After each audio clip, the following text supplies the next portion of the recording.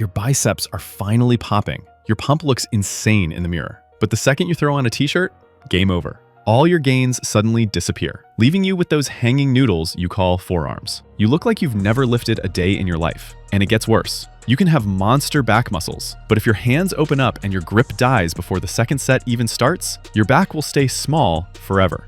Today on Exno Fitness, we are fixing that. We are turning those skinny wrists into weaponized forearms.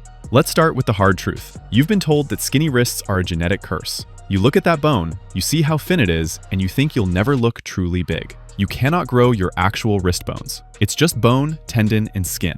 But do not click off, because skinny wrists are actually a rare advantage. It's called the Sledgehammer Effect. Think about a sledgehammer. It looks dangerous because the handle is thin, but the massive head creates a brutal contrast. If you have thick wrists, you need 20-inch arms just to look average. But if you have skinny wrists, you don't need to add 5 inches of mass. You just need to build the taper. And the taper lives in the forearm. Skipping forearms is the biggest rookie mistake you can make. They are the ultimate secret attractive muscle. They are always visible. Plus, they act as the bridge between your raw strength and the weight you are lifting. Pull-ups, deadlifts, rows, every pulling movement skyrockets when your forearms can actually keep up. And if you ever get that sharp, stabbing elbow pain during curls, like tennis elbow or golfer's elbow, it's not because you're tired. It's because your forearms are weak and imbalanced. But most beginners fail because they train them completely wrong. They do 9,000 boring wrist curls until their soul leaves their body, chasing a pump that never lasts. Your forearm is a messy squad of over 20 muscles tangling together. We aren't here to overcomplicate this. We only care about the 3 visual zones that actually matter. The top for width, the underside for thickness, and the deep details for dangerous grip strength. Let's build the hammer.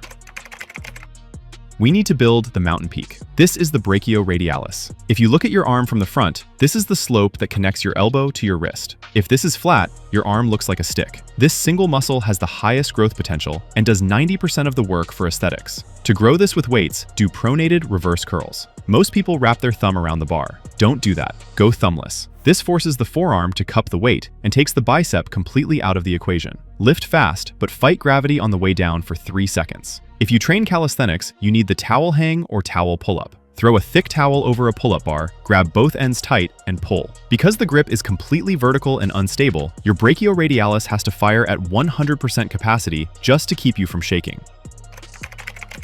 Now we focus on the underside, the flexors and extensors. This is the heavy meat that fills out your sleeves. To grow these, we need a deep stretch that most people never get. In the gym, the king of thickness is the behind-the-back wrist curl. Why behind the back? Because standing tall allows the weight to roll all the way down to your fingertips, creating a massive stretch you literally cannot get from the front. Let it roll down, curl the fingers, then curl the wrist. If you want to save time, use a wrist roller. Roll it upward to hit the extensors and downward for the flexors. Just keep your elbows tucked close to your body so you don't fry your shoulders. For my calisthenics guys, start with the classic dead hang. If you can hold that for 60 seconds easily, meet the gymnast's secret, the false grip. Instead of hanging from your fingers, curl your entire wrist completely over the bar. You are now supporting your entire body weight purely on your forearm flexors. It is absolutely brutal, but it creates massive, undeniable thickness.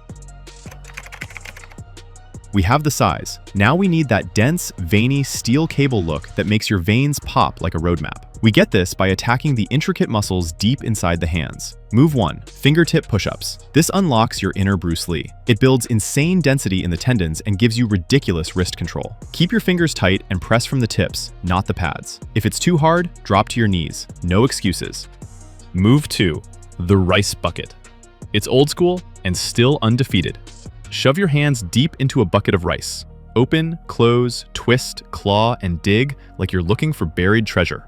It hits the tiny muscles that normal lifting completely ignores. If you are in the gym, grab 2 heavy weight plates. Put them together, smooth side out, and pinch them. Do not curl your fingers under the lip. Use only the crushing power of your thumb and fingertips. Here is the Exno Fitness blueprint. Stop blaming your DNA and start blaming your skipped sets. Pick one exercise from each of these 3 zones. Do them 2 to 3 times a week at the end of your normal workout. Your forearms recover crazy fast, so they can handle the volume easily. Focus on form, full range of motion, and maximum tension. Do this consistently, and your forearms will steal the spotlight every time you roll up your sleeves. If you want to understand why your biceps still look flat from the front and how to fix it the right way, I've explained it clearly, step by step, in this video. Click on it. I'll see you there.